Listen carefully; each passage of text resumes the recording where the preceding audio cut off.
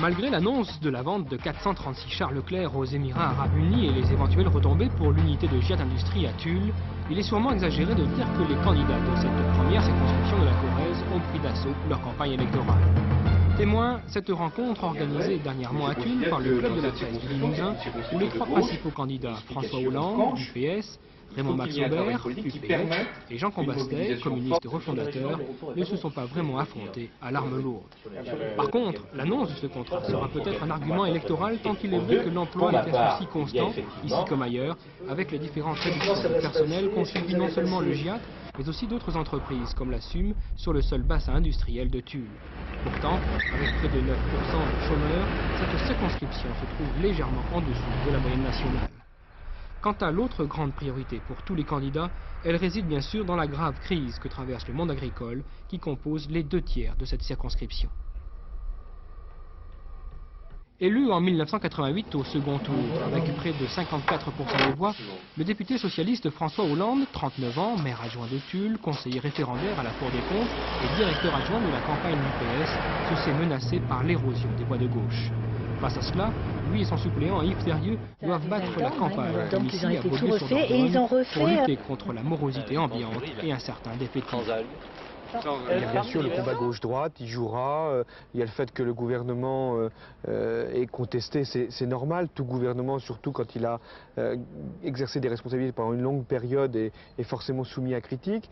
Il y a la rivalité qui est ancestrale, je dirais, dans cette circonscription à l'intérieur de la gauche.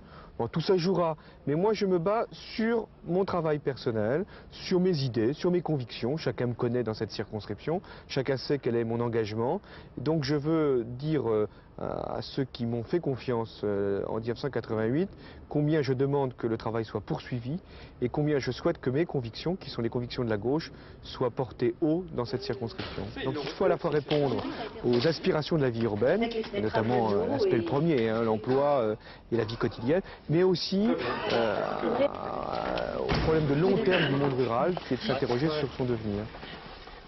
Le grand rival, c'est bien sûr Raymond Max Aubert, 45 ans, candidat de l'opposition unie et proche de Jacques Chirac, qui l'a nommé chargé de mission à la mairie de Paris.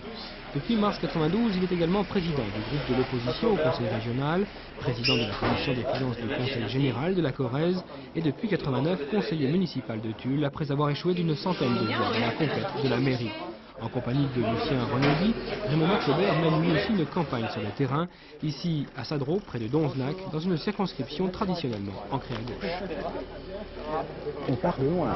L'ensemble de la gauche au premier tour de l'élection de 88 avait eu près de 59% des voix. Vous voyez que c'est quand même, il y a un marquage assez sensible sur la gauche.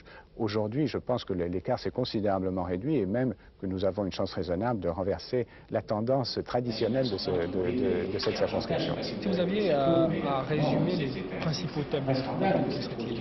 D'abord, encore une fois, la revitalisation du monde rural, ça c'est une chose très importante, et la revitalisation rurale, ça signifie le maintien d'un minimum d'activité agricole.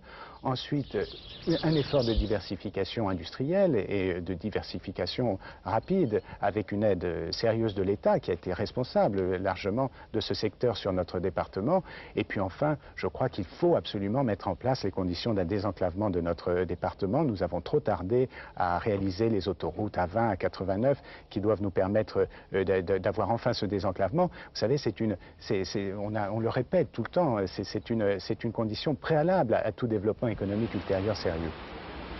Peu présent dans le département, le Front National présente quand même des candidats dans chaque circonscription, à l'image de Francis, nouveau venu en politique, professeur d'histoire-géographie au lycée Edmond Perrier de Tulle, et qui, je cite, souhaite combattre tous les politiciens qui ont occulté les véritables problèmes du pays et de la circonscription en particulier.